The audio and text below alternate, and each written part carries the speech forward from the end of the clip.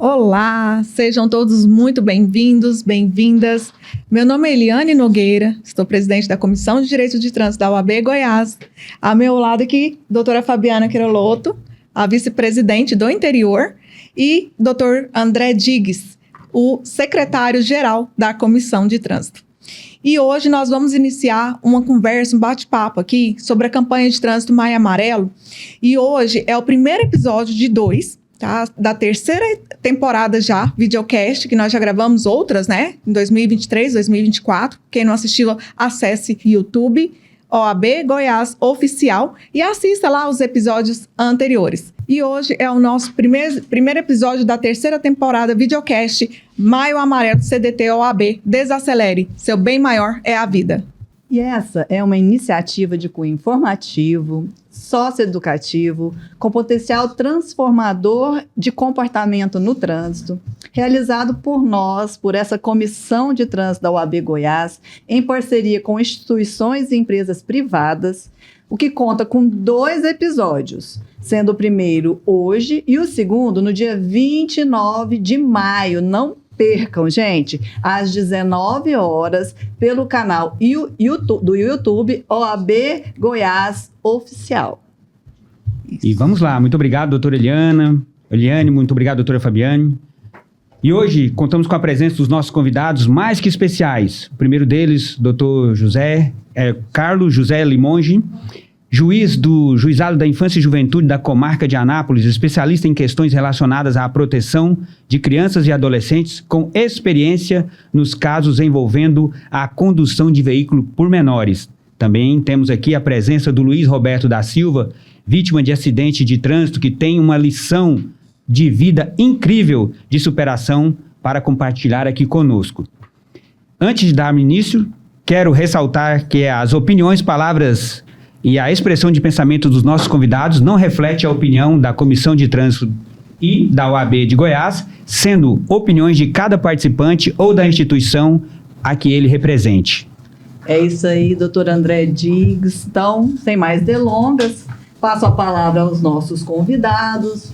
Doutor Carlos Limonge, lá de Anápolis, é uma honra falar com o senhor. E também o Luiz Roberto, que acabei de conhecer, que também é uma honra falar com você, tê-los aqui, para que vocês se sintam à vontade para cumprimentar os cumprimentos iniciais e, na sequência, daremos início às perguntas. Então, com a palavra, o doutor Carlos Limonge, né, juiz da Infância e Juventude de Anápolis, falando que é um prazer, doutor Carlos, pode iniciar com seus cumprimentos iniciais aí e dando a sequência. Prazer é meu, doutora Fabiane, doutora Eliane, doutor André e o convidado do projeto, que é vítima de trânsito, para vir engrandecer esse momento que nós vamos falar sobre uma situação extremamente importante, que é a prevenção e também a condução de veículos por crianças e adolescentes. Então, meus abraços a todos os ouvintes e a toda a Comissão de Trânsito da OAB. Um abraço é nosso, muito obrigada. Luiz? Boa tarde a todos, para mim também é uma honra estar aqui com vocês, participar desse momento que, inclusive, para mim é muito especial, né? Depois de tudo que a gente passou. Então, quero agradecer a todos e vamos ver se a gente consegue abrir a mente desse pessoal um pouquinho. Exatamente. Então vamos lá. Para o nosso primeiro bloco, nós temos aqui o acidente e o impacto pessoal, a realidade que vai transformar vidas. Luiz, muito obrigado por compartilhar conosco a sua história, para que os nossos ouvintes possam entender um pouco mais da sua jornada. Para iniciar, gostaríamos de começar. Luiz, conta para nós como que era a sua vida antes do acidente. Eu diria que seria uma vida normal. Trabalhava na faculdade, era um motociclista, gostava muito de moto, era casado, tenho minhas filhas. Então, eu diria que uma vida praticamente normal, igual de todas as pessoas normais. Sempre gostei muito de academia, sempre frequentei academia. Então, era isso. Família, eu era muito família, muito de viajar de moto, trabalho e academia, quase que sempre isso. E por a gente ser envolvido com a academia quase que a vida toda, a gente sempre foi averso ao uso de álcool, principalmente, drogas. Então a gente tenta levar uma vida um pouquinho mais alinhada. Então sempre foi uma vida mais regrada nesse ponto. Foi uma vida bem tranquila. Ah, que maravilha. É importante entender esse antes, é importante para dimensionar todo o impacto que teve na sua vida. Mas sobre aquele dia do acidente, é um momento delicado, a gente sabe, né? Você tem que relembrar, mas se sinta à vontade. Como é que foi aquele dia? Você pode detalhar um pouco mais? O que você lembra daquele momento lá e o que veio depois? Claro, lembro sim. Então, estava eu e minha esposa, a gente resolveu ir no Flamboyant, no shopping, para comprar um livro.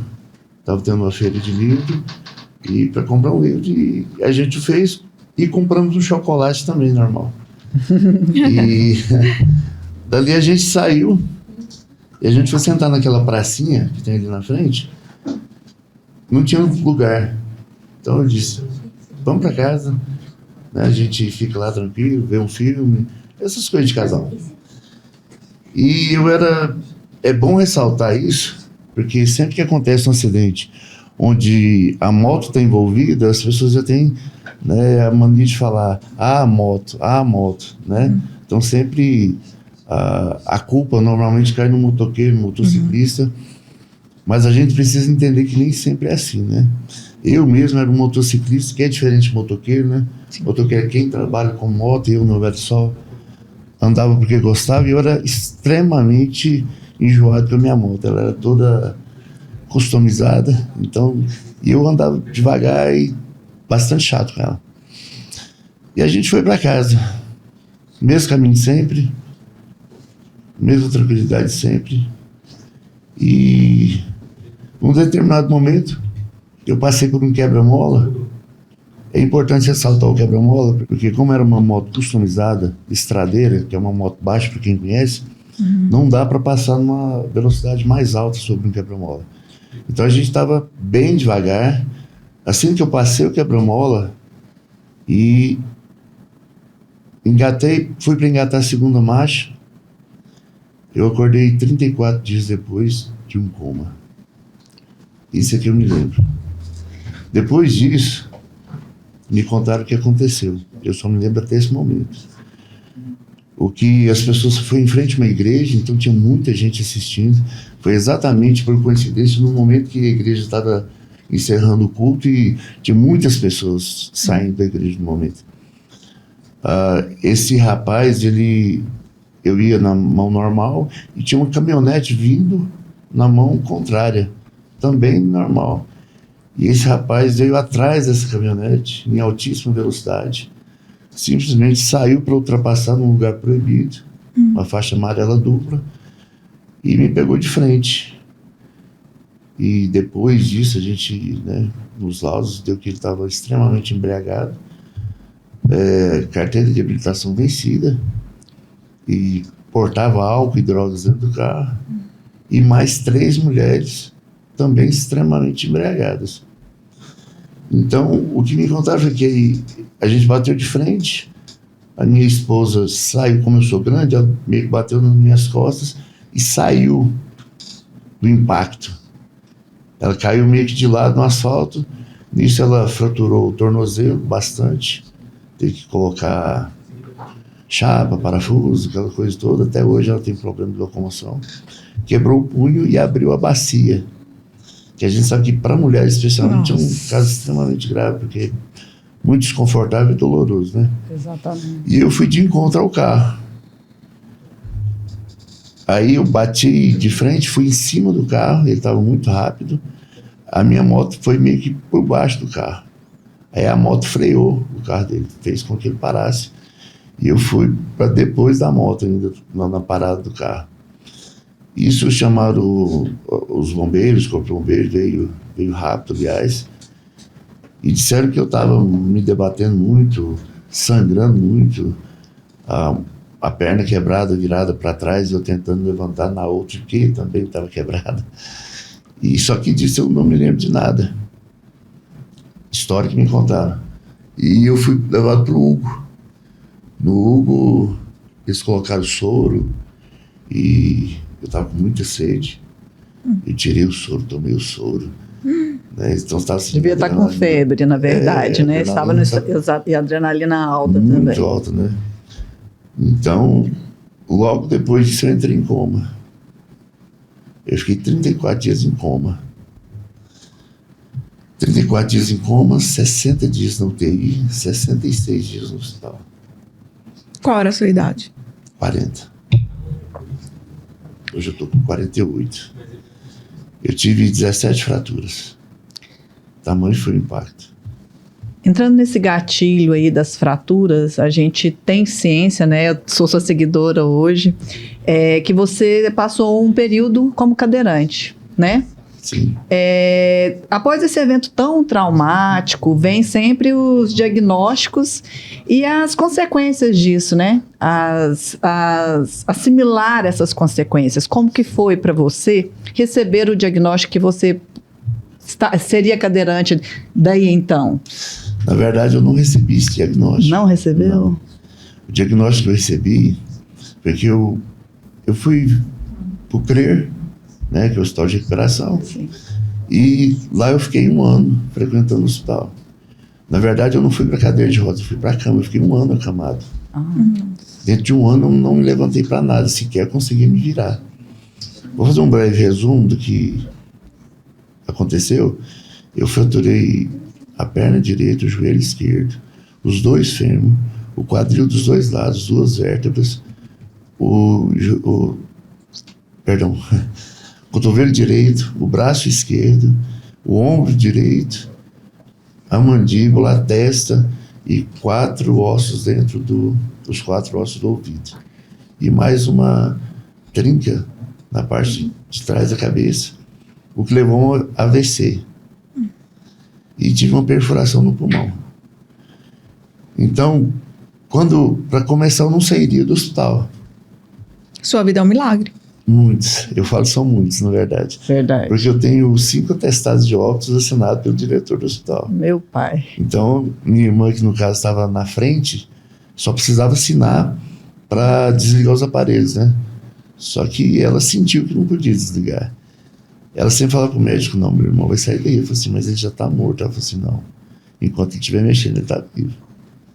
Inclusive, por eu ter tido tantas fraturas, eles não conseguiam me mover. Eu não podia fazer cirurgia, porque a taxa de oxigênio estava muito alta, que eles tiveram que entubar. Eu não podia me mover. Isso deu uma escara imensa no glúteo do lado direito, que chegou no osso e subiu pelas costas. Então, e aplicaram um antibiótico muito forte e saiu da veia. Isso paralisou meu lado direito completamente.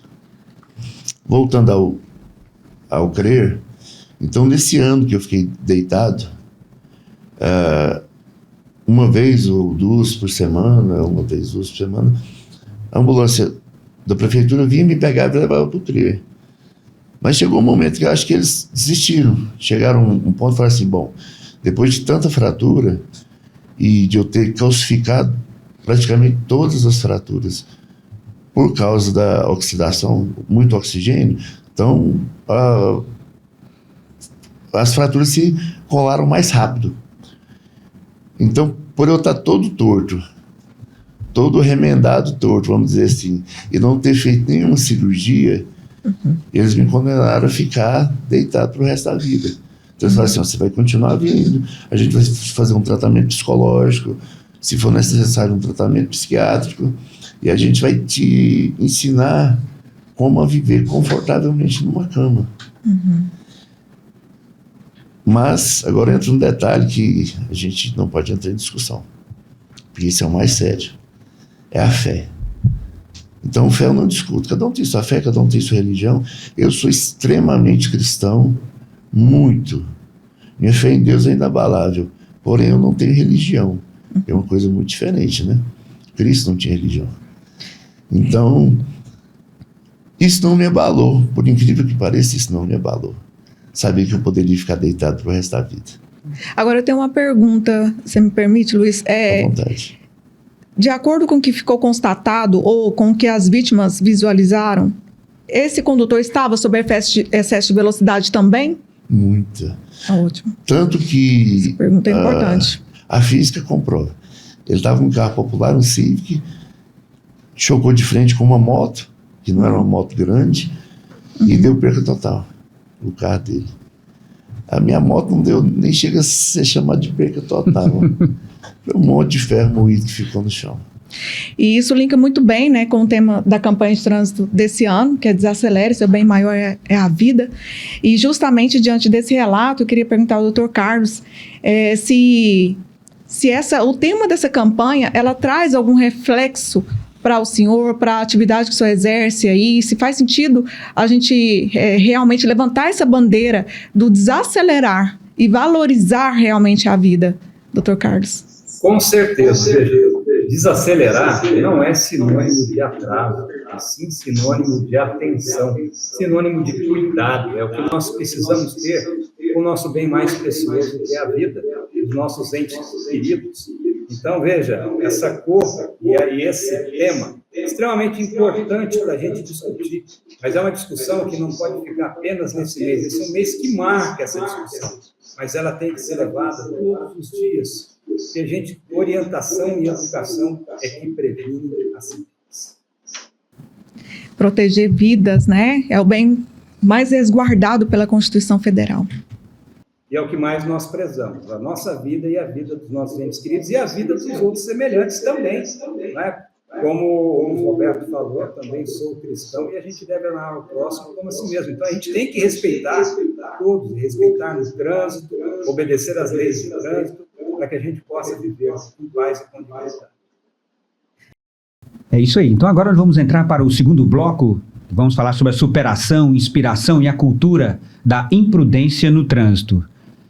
Luiz, depois de enfrentar esse desafio inicial, deve ter havido um ponto de virada, aquele ponto de virada, o momento em que a decisão de lutar se tornou mais forte. Em que momento você decidiu, então, que não iria se entregar nessa história e que ela não se acabaria ali do jeito que você estava vivendo? Para chegar nesse ponto, eu preciso dar um passo atrás. Eu sempre gostei muito de viver. E quem gosta muito de viver se arrisca bastante em quase tudo. E sempre me falaram assim, e se um dia der tudo errado? Eu falei, simples, eu volto para casa da minha mãe e recomeço. Arroz com ovo e um colchão nunca faltaram, acredito que não vai faltar. E eu acredito que esse acidente, e a gente pode dizer que deu tudo errado. Eu perdi o emprego, eu perdi os movimentos, eu perdi tudo que eu tinha. E quando deu tudo errado, qual que era a ideia de sempre? Voltar para casa da minha mãe. Só recapitulando, eu fiquei 34 dias em coma. No meu 7º dia de coma, minha mãe faleceu. Esse foi o pior baque. Eu tenho feridas expostas até hoje, que eu tenho trombose nas 2 pernas, eu tenho dificuldade de locomoção e por isso tudo, mas nada disso me abala. O que me abala foi, depois de 40 anos, a minha mãe lá no mesmo lugar, do mesmo jeito. Quando eu cheguei, a porta se abriu e ela não estava. Então essa virada de chave se deu quando eu descobri que tinha uma trombose. A minha irmã, que sempre tomou frente de tudo, porque minha mãe tinha morrido, me deu notícia da trombose, só que o médico falou para ela que o trombo estava muito grande e estava a ponto de se deslocar para o cérebro. Então ele acreditava que dentro de uma semana eu viria a óbito. E nesse dia eu estava muito triste e ela nunca me permitiu chorar. Aí nesse dia, porque ela acreditou que eu ia morrer, ela falou assim, hoje você pode chorar. Hoje eu vou deixar você chorar. Eu chorei, pensei na minha mãe, respirei fundo e falei, a partir desse dia nunca mais eu vou chorar na minha vida. Esse foi o ponto. Foi quando eu falei assim, a partir de hoje eu vou dar uma virada. Não importa o que digam, não importa. Inclusive teve uma entrevista que fizeram comigo e nessa entrevista eu falei, elas perguntaram, você acha que você vai voltar para a academia um dia? Eu falei assim, não, eu tenho certeza. Eu não acho. Okay. Se o músculo de um dedo estiver mexendo, eu vou fazer ele trabalhar para fazer o braço mexer, a perna mexer. E eu vou, nem que seja andando, cadeira de rodas, nessa cama aqui de hospital, vocês me empurram, mas que eu volto para a academia, eu volto. Então foi essa a grande virada. E eu voltei para a academia de cadeira de rodas. Maravilha, é uma lição maravilha, de então. vida, né? Aproveitando esse gancho aí dessa questão, eu quero fazer uma pergunta para o Dr. Carlos Limonge, que é o seguinte: esses tempos eu dei uma entrevista na Rádio São Francisco, em Anápolis, Dr. Carlos, e aí tinha umas estatísticas quanto aos sinistros de trânsito, né? Porque o trânsito, na verdade, ele é um cenário de guerra. Uhum. E nas estatísticas que nós pegamos mundiais, a idade que mais dá causa aos sinistros de trânsito, com morte, com vítimas, né, fatais ou não, está entre 15 e 39 anos. Bom, analisando o contexto, né, de 15, que em muitos outros países, 15 anos, acho que 16, né, 16 nos Estados Unidos, o condutor está habilitado a dirigir, mas no Brasil não é o caso. E o Brasil entrou nessa estatística. O que o senhor acha, na sua visão, enquanto magistrado? O senhor acha que nós vemos muitos adolescentes dirigindo em muitas cidades sem possuir CNH, né? O senhor acha que isso deve persistir sendo ilegal e muito perigoso? Com certeza. Veja, a maturidade, por que colocou 18 anos? Existe um estudo biopsíquico para isso.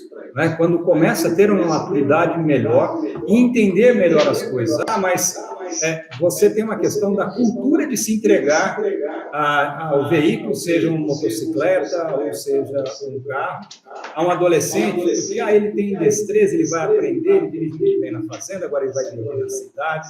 Veja, o adolescente não está amadurecido para conduzir. Né? Ele também, uma coisa que o Luiz Roberto falou, é a questão de se arriscar. O adolescente não tem limite, ele busca se arriscar. Então, muitas vezes você vai ver adolescente quando está andando de moto, e quando é pego muitas vezes pela polícia, está empinando a moto, está em velocidade alta, está fazendo ultrapassagem perigosa. E o que vem acontecer, o que eu já vi muitas vezes, vem a hora. Ocorre acidente e vem a hora. Então, a lei tem que se proibir, tem que ter esse limite. Veja, completou os seus 18 anos, tira a sua habilitação regularmente e aí sim passa a conduzir o veículo habilitado. O que significa habilitado? Você teve uma instrução para aquilo, você se capacitou para aquilo. Porque, veja, como nós falamos, tudo depende de como você utiliza o veículo. O veículo pode ser utilizado para você se locomover, transportar sua família, para você chegar num lugar de forma mais adequada, mas também ele é uma arma. E é uma arma que mata, que aleja, que tira. Concordo plenamente, doutor. Mas eu tenho mais uma pergunta para o senhor. O senhor acredita que esse grande número, né, de acidentes que acontecem com jovens nessa idade porque existe uma naturalização dessa cultura de que não tem problema o menor dirigir sem habilitação? Ou o senhor acha que os pais pensam que é normal, ou porque não existe problema? Acredito que existir problema, eles até acham que existe problema, porque o problema existe. Porque se for realmente pego, vai responder criminalmente o pai, também por infração administrativa que é abusado da infância. Então, o problema existe. Agora, com relação à naturalização ou normalidade dessa conduta, muitos pais, vejam, é uma coisa extremamente complexa na mente das pessoas. Porque, veja, o que significa um pai ou uma mãe, ou o responsável, seja a avó, quem é o responsável por aquele adolescente, autorizar a condução de um veículo? Todo mundo sabe que é proibido, e a partir dos 18 que deve ser habilitado. Qual é a mensagem preliminar que fica para aquele adolescente que pega um veículo com autorização do seu responsável? Por ele ser o filho dele ou neto dele, eu estou acima da lei. Eu posso desrespeitar a lei. Meu pai me ensinou a desrespeitar a lei. Veja, isso acaba trazendo um reflexo para outras coisas na vida, porque você não coloca limite aí, ensina a desrespeitar a lei, e a lei vai ser desrespeitada também em outras situações. É possível, bem provável, já vi isso, né? Bem provável que isso venha acontecer. E aí também vai se perdendo a autoridade em casa. E muitas vezes, o que o adolescente faz? Vamos ver, como é que o adolescente faz para ter o seu veículo? Faz uma chantagem, tá? porque todo mundo lá na minha escola tem, porque todo mundo da minha rua tem, todos os meus amigos dirigem, e o pai, às vezes, acaba cedendo porque o filho faz chantagem. Mas o que eu aconselho esses pais fazerem? Você é o meu filho, na minha casa é a minha regra, é a lei, e aqui é o que vale, e você vai cumprir a lei. Então, veja, ninguém está acima da lei. E agindo desse jeito, os pais estão, assim, resumindo o que o senhor está dizendo, se o pai permite que o filho menor, desabilitado, obviamente, dirija, ele está incentivando o filho a ser um criminoso, vamos falar a verdade? Porque lei é para ser obedecida. Quem desobedece à lei presume-se criminoso. Então, assim, você está ensinando o seu filho a não desobedecer somente esta lei, mas a todas, né? Sim, está estimulando a ser um infrator, né? Isso realmente e as pessoas não se atentam para isso. Só depois, quando acontece o problema, e vai vir para ele pensar: aonde eu errei? Onde é que está o erro? Aí vai encontrar as condutas erradas que teve na educação do seu filho. Mas quando eu era menor, eu dizia. Veja, não é porque erraram com você vai continuar errando. Mas, doutor, deixa eu te fazer uma pergunta. E se por acaso o menor, como em vários países, fosse responsabilizado pela atitude dele? Porque a gente sabe também que em muitos casos o menor pega o veículo sem autorização dos pais. Isso acontece muito. E se a pena voltasse para o menor, igual a gente sabe que tem Estados Unidos, Inglaterra e outros países, o senhor acha que não amenizaria um pouco, por exemplo? É meu pai que vai responder mesmo? Sua pergunta é extremamente importante. Muitas pessoas acham que não há responsabilização para o adolescente que causa um acidente ou que conduz um veículo automotor sem habilitação. Mas existe. Então, eu acabei de julgar um caso esses dias aqui de um acidente de trânsito, de um menor conduzindo o veículo, de um adolescente conduzindo o veículo. Ele foi punido. Então, qual é a punição máxima para o adolescente? A punição máxima é a internação até 3 anos. O que é internação? Vai preso. Vai para o centro de internação e pode ficar até 3 anos fechado. Então, a punição, ela existe.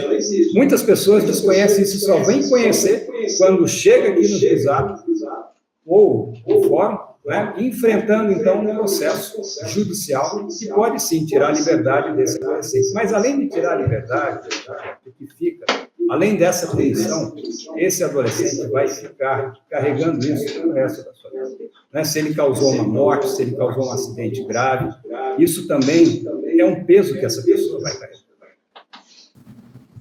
Obrigada, doutora.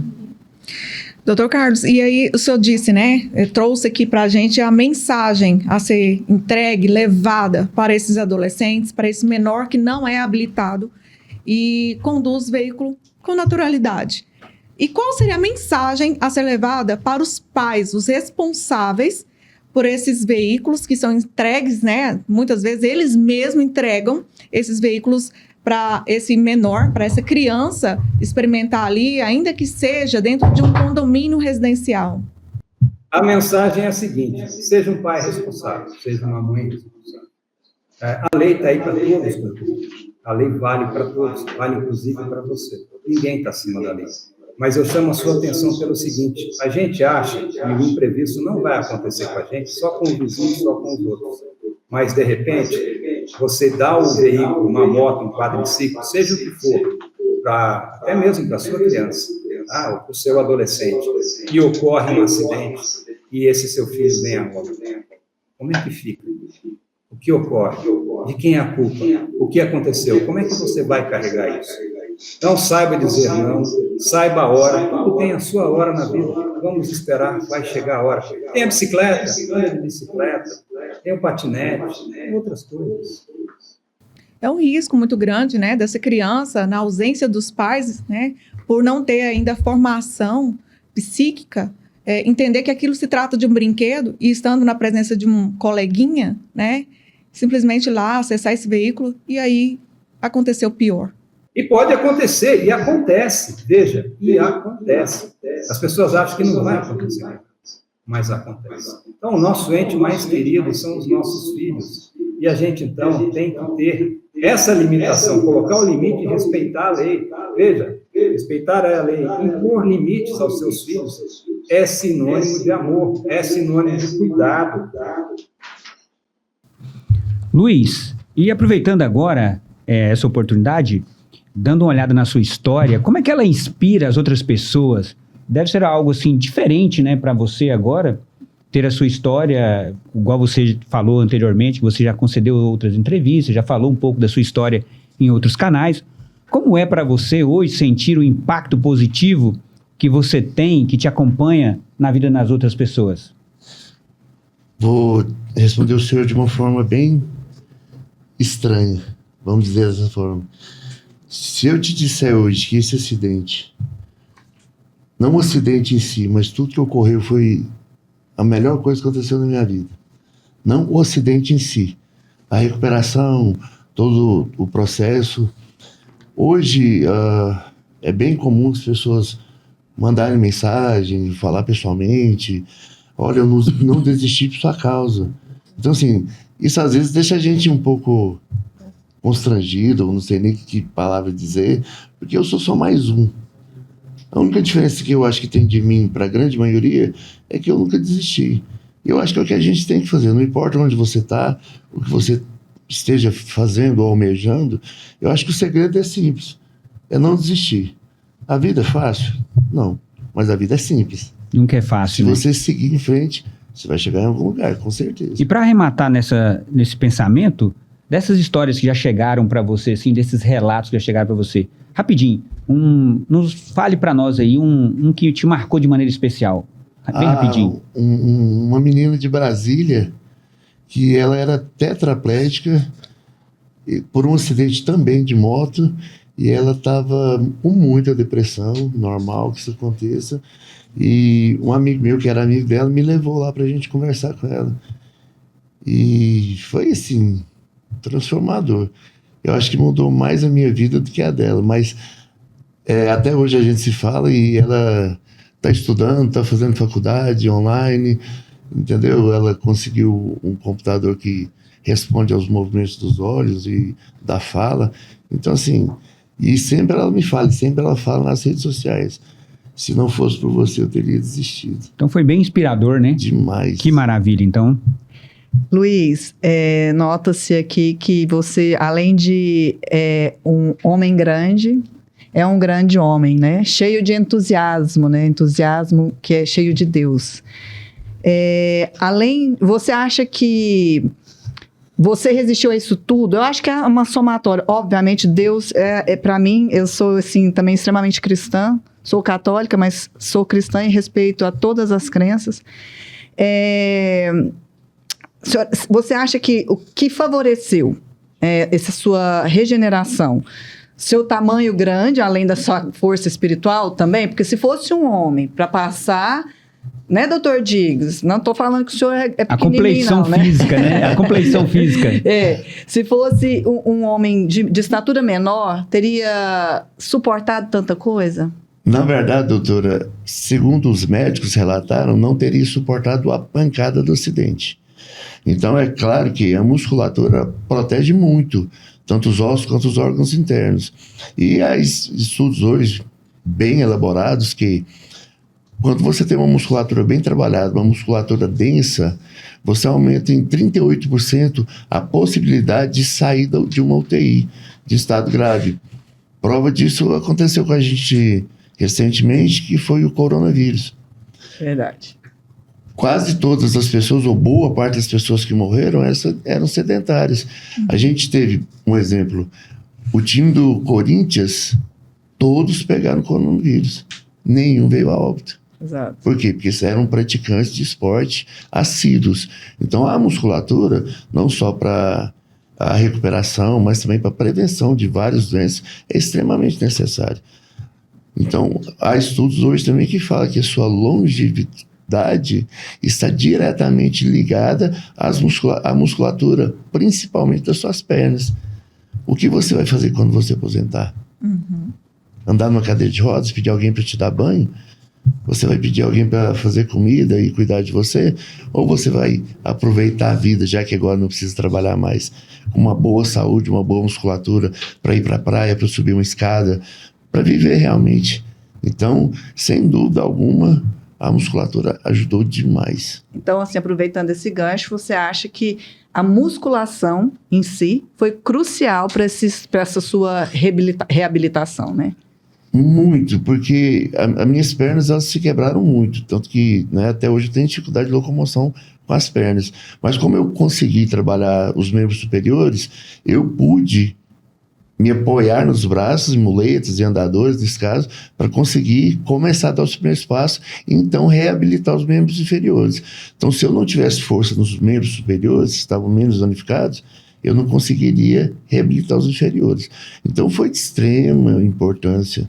Então, quem estiver ouvindo isso aqui... Eu ia te falar isso. A gente deixa um alerta que é muito importante.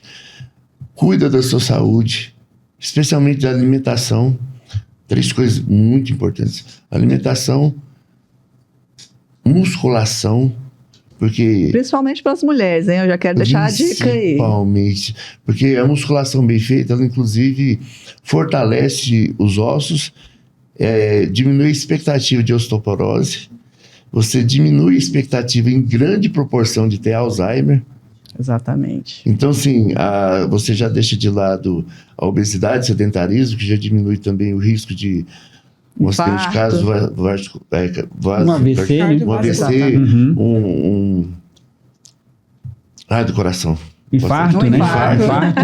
Perdão. E também a gente sabe que a obesidade e a má alimentação, os fast foods, são os principais aceleradores de uma das piores doenças que a gente tem hoje, que é a diabetes, né? Exatamente. Então, a musculação você consegue melhorar isso tudo. Sem contar que, como vocês dizem, para as mulheres, você ativa 2 hormônios quando você está trabalhando intensamente a musculatura, que é o hormônio da felicidade, da satisfação Serotonina, pessoal. né? Serotonina é um deles.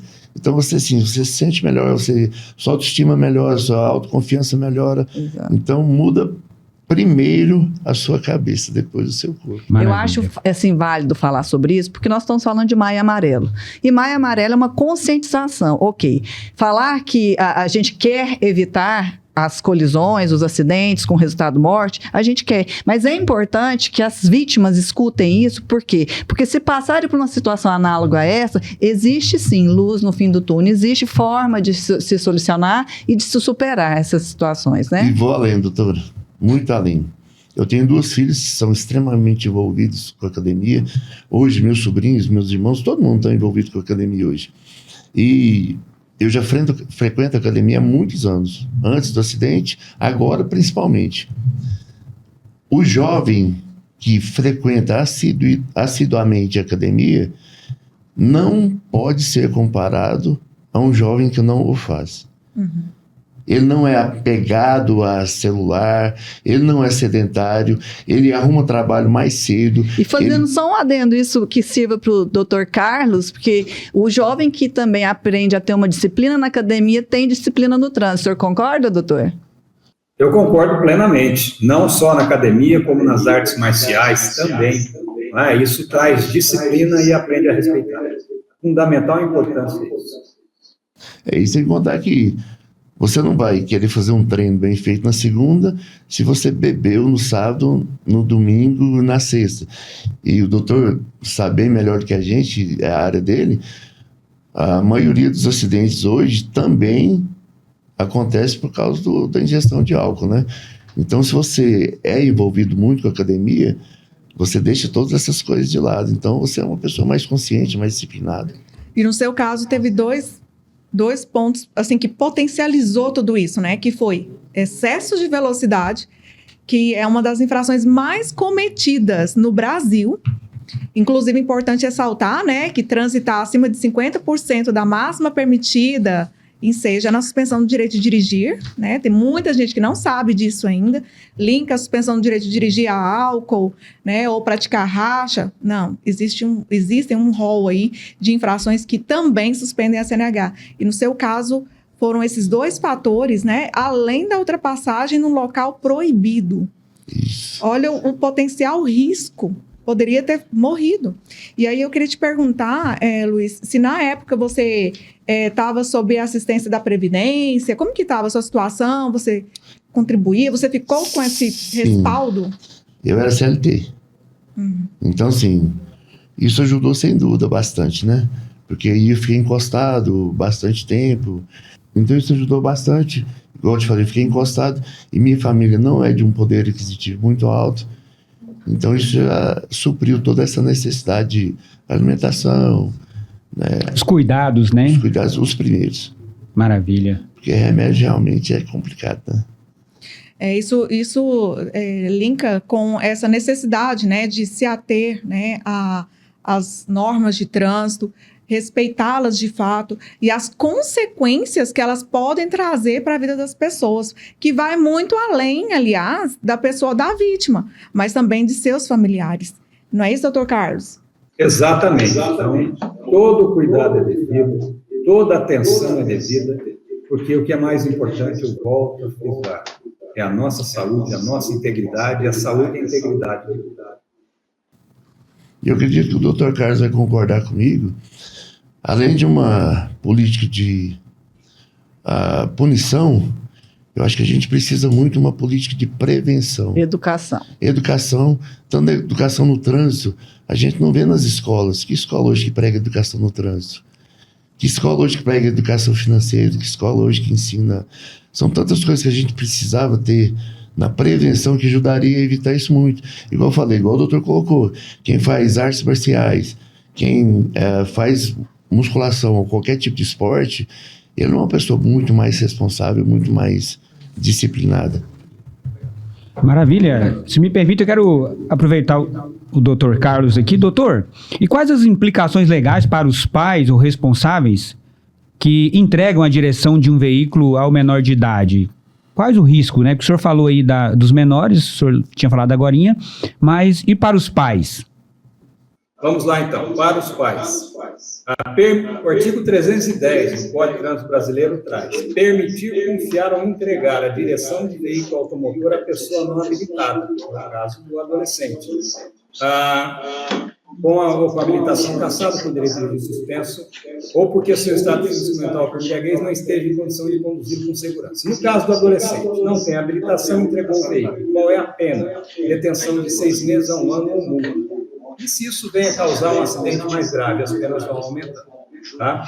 E ainda responde numa infração administrativa também, que é o artigo 249 do Estatuto da Criança e do Adolescente, que é o descumprimento dos deveres inerentes ao poder familiar, que pode aí aplicar multa de até 20 salários. Tá? Então, tem uma responsabilidade criminal e também tem uma responsabilidade administrativa. No caso criminal, vai ali para a Justiça Criminal ou para o Juizado Especial Criminal, e no caso do descumprimento do poder familiar, vai para a área que cuida da infância e juventude. Então, existe lei, existe punição, sim, e as punições vão aumentando de acordo com a gravidade, se veio causar lesão grave, se veio causar morte, e esse pai é responsabilizado, sim. Esse artigo que o senhor acabou de citar, ele prevê a punição sem existência de risco risco eminente, né? Sem dúvida nenhuma. Só o caso de entregar o veículo já responde. Independente de ter um acidente. Só vai agravando se for acontecendo coisas maiores. Só a questão de entregar o veículo à pessoa não habilitada, que é o caso do adolescente ou mesmo de uma criança. Veja, nós já junto com a Polícia Rodoviária Federal, já pegamos uma criança conduzindo um veículo na BR. Tá? Então, já aconteceu, infelizmente, já aconteceu. É isso aí, doutor. Obrigada. E as pessoas pensam assim, não vai haver nada, não acontece nada. Né? Isso essa cultura, né? Totalmente, uma visão totalmente... Exatamente. Eles sempre acham que nunca vai acontecer com eles, mas acontece sim. E as consequências são pesadas, tá? Ao contrário do que muitos pensam, né? A verdade é que isso não é muito divulgado, né? Então, traz aquela sensação da impunidade. E essa é a nossa função aqui hoje, né? Trazer para a sociedade informações precisas, né? Verídicas e de cunho bastante informativo. Luiz, ouvindo a sua história, é impossível não refletir como uma escolha errada no trânsito pode mudar a vida de uma pessoa de uma forma tão drástica, né, tão rápida, de um momento para o outro, né, e inclusive poderia ter tirado a sua vida, né, que é o pior de tudo. Qual que é a mensagem que você gostaria de deixar para as pessoas que nos ouvem hoje para refletir sobre essa conduta, a má conduta no trânsito? Antes de qualquer coisa, eu queria gritar para ver se os nossos dirigentes mais altos ouvissem, para a gente poder introduzir uma matéria sobre isso no primário, né, para ensinar como conduzir, como se tratar, como se deve respeitar o trânsito, principalmente, tanto o condutor quanto o pedestre, para haver uma prevenção. E aos pais, como a gente está ligado muito a esses adolescentes, a gente está com um problema muito sério hoje, que é a dificuldade de dizer não. E um homem, de forma geral, ele só pode ser construído através do não. A partir do momento que ele começa a entender que ele tem limites e que ele tem que seguir esses limites, a sociedade é uma regra, tem leis para isso, ele vai mudar o seu pensamento. Então eu acho que os pais devem ter a isso, e vocês jovens, dão um conselho para os jovens, né? Não seja uma Maria vai com as outras. Não experimente só porque alguém está insistindo. Tanto o álcool quanto a droga. Não faça graça só para chamar a atenção de um coleguinha. Por exemplo, vai pegar uma moto, sair correndo, ver quem corre mais, ver quem empina a moto. Então, assim, bonito mesmo é andar direito. Concordo plenamente. Luiz, então aproveitando a oportunidade, na sua visão, assim, para ir arrematando, como os órgãos, o poder público, as prefeituras, secretarias de trânsito, saúde, segurança, né, poderiam atuar de forma mais ativa e eficaz, tanto na prevenção de acidentes quanto no apoio às vítimas e às suas famílias, né, considerando a sua experiência, já que você já deu recado aí para os pais, para os jovens e para os poderes públicos constituídos. Como é que você... Eu acredito que o principal, doutor, de tudo é a prevenção. Se você consegue educar seu filho quando ele é criança, você vai ter um jovem educado e um adulto bem formado. Então eu acho que vem tudo da prevenção. Se a gente conseguisse colocar isso nas escolas, criar cursos para isso, durante todo o ensino médio, ensino fundamental, fosse uma matéria obrigatória, ajudaria demais.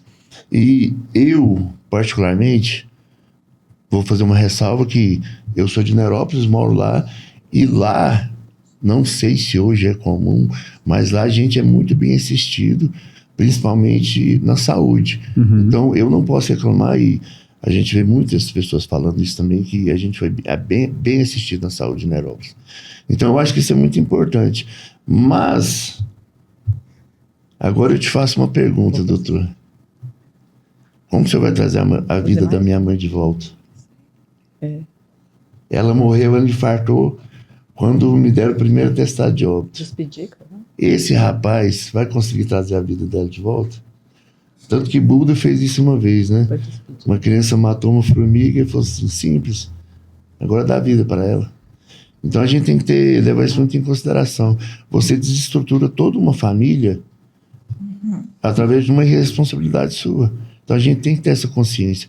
Por isso que eu acho que as penas devem ser mais acirradas e eu acho que a prevenção também deve ser mais bem feita. Que maravilha.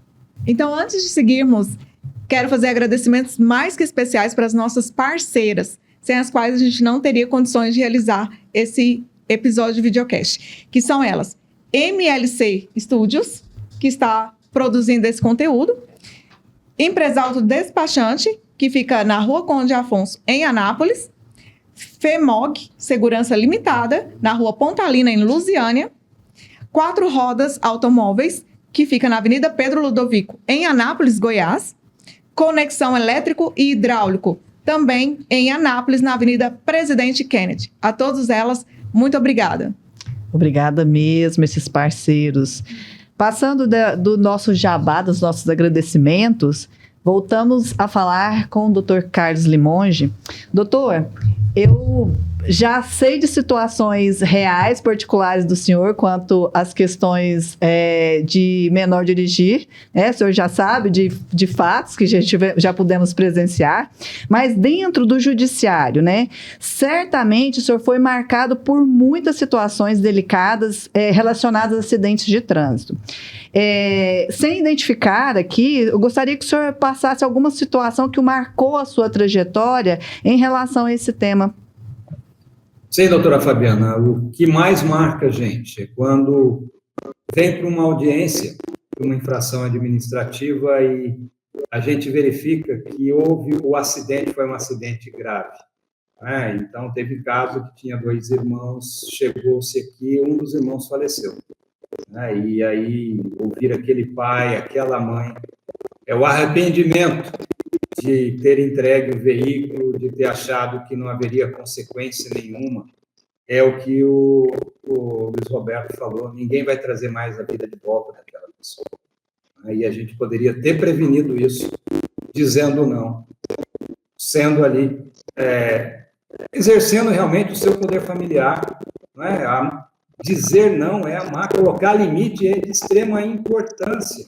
E eu vi o desespero daquelas pessoas ali, por ter tomado a decisão errada, por ter permitido, por ter cedido, ou por ter confiado que nada aconteceria e que o seu filho era uma pessoa que poderia conduzir o veículo, que sabia fazer tudo. Infelizmente, essa pessoa veio a óbito. E não foi um caso apenas. E no juizado há 24 anos, então foram vários casos nesse sentido. E também de acidentes que deixaram muitas sequelas. Mas a sequela pior que fica é a sequela emocional, né? Também precisa ser curada. Então, a gente vê o desespero dessas pessoas na hora e isso poderia ter sido evitado. E pode ser evitado. Você que está ouvindo esse videocast, evite. Saiba dizer não. Isso é amar. Porque seu ente querido, seu filho, seu neto, seu sobrinho, não permita. E você mesmo, seja responsável no trânsito. Respeite os outros. Muitas vezes a pessoa que está conduzindo o veículo, e a gente já viu isso no trânsito, preste atenção nisso, quando sofre uma ultrapassagem e às vezes fica irritado com aquela ultrapassagem ou alguém buzina, nós já vimos as pessoas saírem em perseguição no trânsito, indo atrás da outra pessoa, tirando satisfação. E acontecer, muitas vezes, um óbito. Ou seja, a pessoa vai, além de haver de vir de fato, acaba sacando uma arma e atirando. E depois puxa, o que eu fiz? O que aconteceu? A pessoa se transformou no volante. Era uma boa pessoa, tudo, mas ela se transformou. Então, quando você está dirigindo um veículo, aconteça o que acontecer, respira. Respira, não tome nenhuma atitude precipitada. Isso evita que você coloque a sua vida em risco e a vida de outras pessoas em risco. Porque depois não tem mais volta, não tem como a gente voltar atrás por aqueles 5 minutos que foram decisivos na sua vida e na vida de outra pessoa. Veja, isso não envolve apenas a sua vida, isso envolve família, isso envolve coletividade. Então a gente tem que ter responsabilidade, cuidado, atenção. Saiba fazer as coisas direito. Respeite a lei, respeite a vida e respeite você mesmo.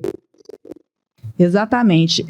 Um subtema, né, da campanha Maio Amarelo esse ano, que é do Observatório Nacional de Segurança Viária, é mobilidade humana, responsabilidade humana. O que quer dizer isso?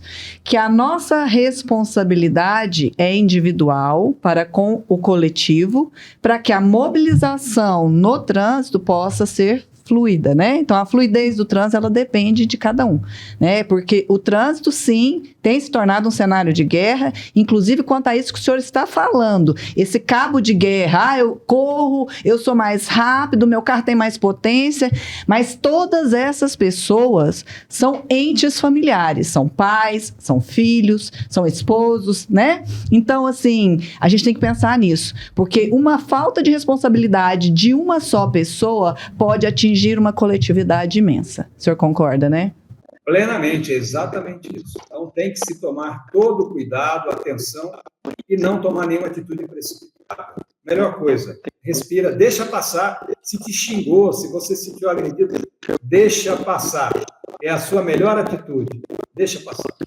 Exatamente. E outro ponto importante é que as pessoas vinculam muito o trânsito a veículos, né, maiores, esquecem do pedestre, esquecem do ciclista, do motociclista, são os mais vulneráveis no trânsito. São 56 bilhões gastos todos os anos com despesas em relação a mortes no trânsito. São valores que poderiam estar sendo destinados para outras áreas, por exemplo, da saúde, né? Exatamente.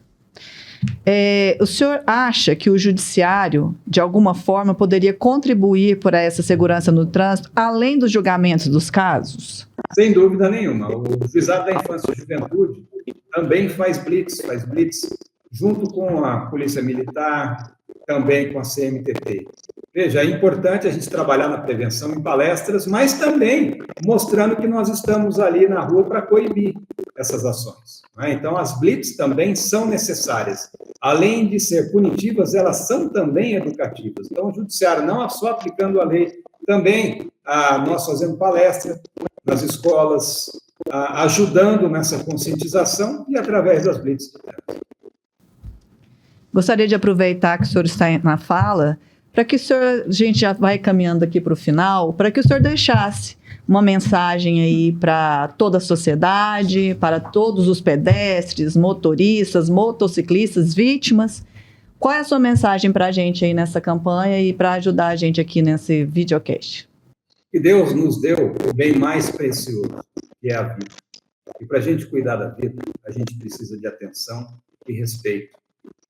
E para ter atenção e respeito, você precisa, primeiro, respeitar as leis. As leis foram colocadas para todos, ninguém está acima da lei.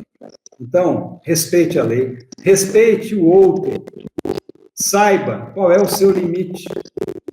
Seja um cidadão do bem, seja uma pessoa responsável, seja uma pessoa que traz paz à sociedade, que traz tranquilidade à sociedade. E você só vai fazer isso se você for um bom pai, se você for um bom ser humano, se você for um bom esposo, uma boa esposa, um bom filho. E a pessoa que segue a lei, sabe, a gente sabe quando está fazendo a coisa errada. É que a gente transgride por opção. Então faça a escolha certa. Pense na consequência da sua escolha. Se você fizer a escolha errada, saiba que a consequência vai ser muito ruim e negativa. Mas agora, se você fizer a escolha certa, não tem dúvida, a escolha vai te trazer um benefício muito grande. Então, saiba escolher. Escolha a vida, escolha amar, respeite a lei. Obrigada, doutor. Bem, e agora, eu quero fazer uma última pergunta aqui, já partindo para o final, para o Luiz. Luiz, pegando o gancho aqui que a doutora Fabiana falou, mobilidade humana, responsabilidade humana, após todo esse episódio, todo esse acontecimento marcante na sua vida, você procurou ali a assistência jurídica de um profissional do direito para poder fazer valer os seus direitos, buscar ali, quem sabe, uma responsabilização? E também, já peço que, na sequência, você já puder falar aí as suas palavras finais, a sua mensagem final para toda a nossa audiência, né? Claro. Eu procurei sim.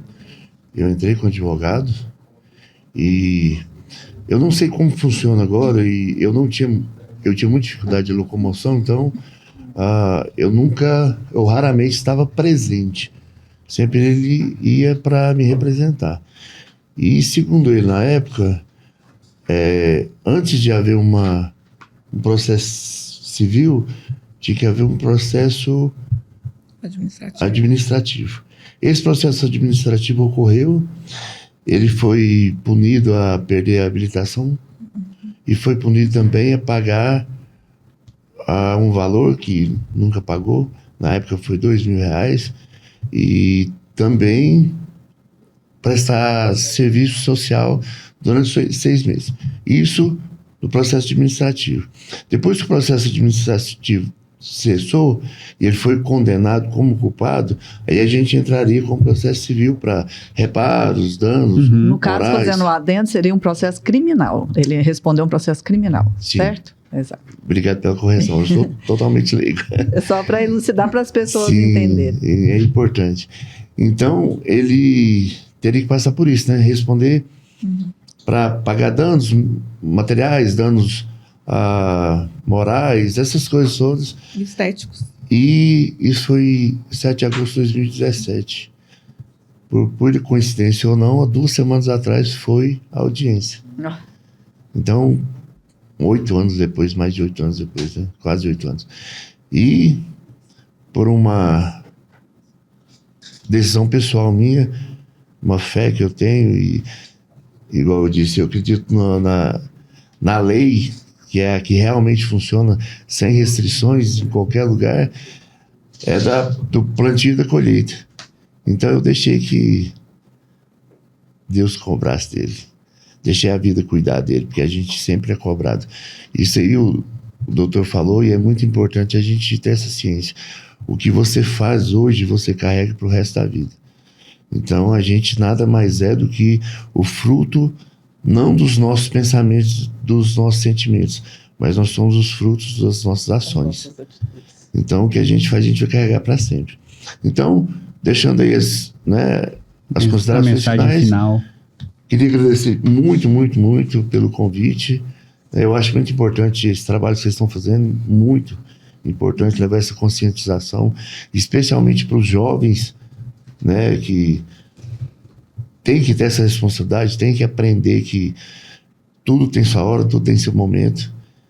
E agradecer também a participação do doutor Carlos, e é isso. Espero que a gente possa ter levado hoje, já que a gente está falando de plantio e colheita, uma sementinha, né, colocada no ouvido e no coração de cada um que está nos ouvindo, para que isso possa se espalhar como uma corrente do bem, e que a gente, como fofoca, a gente também possa espalhar esse ensinamento, para que cada dia mais a gente tenha consciência. Especialmente, volto a dizer, pessoas que não estão habilitadas e pessoas que não estão em condições de dirigir. Às vezes até tem habilitação, mas não tem a condição de dirigir. Então é isso. Muito obrigado a todos, que Deus continue nos abençoando sempre. E é importante destacar, né, que, como você bem disse, não é o fato de você estar numa motocicleta que causou o sinistro. As pessoas linkam isso, o motociclista foi envolvido ali num sinistro, é porque ele cometeu uma infração de trânsito. Não é bem assim, né? Você trouxe aí a sua experiência e mostrou que, na verdade, não basta apenas estar respeitando as regras, né? Precisa estar o tempo todo diligente, e quem está conduzindo os demais veículos da mesma forma. Então, o trânsito, é por isso que é um conjunto tão complexo, né? É realmente respeitar o direito do outro, para o outro respeitar o meu. E assim a gente seguir com uma qualidade de vida melhor na sociedade.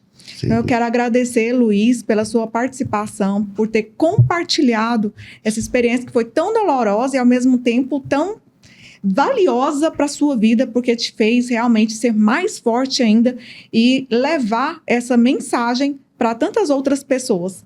Sem dúvida. Obrigada mesmo, e a gente conta com a sua presença em próximos eventos, aí, em próximos episódios, inclusive. E ao Dr. Carlos, claro, que tirou aí um minutinho de, uma vasta pauta de audiência. Nós sabemos, Dr. Carlos, do seu trabalho realizado aí em Anápolis, e eu quero agradecer de coração, assim como os meus colegas aqui, pela sua valiosa contribuição aqui conosco hoje.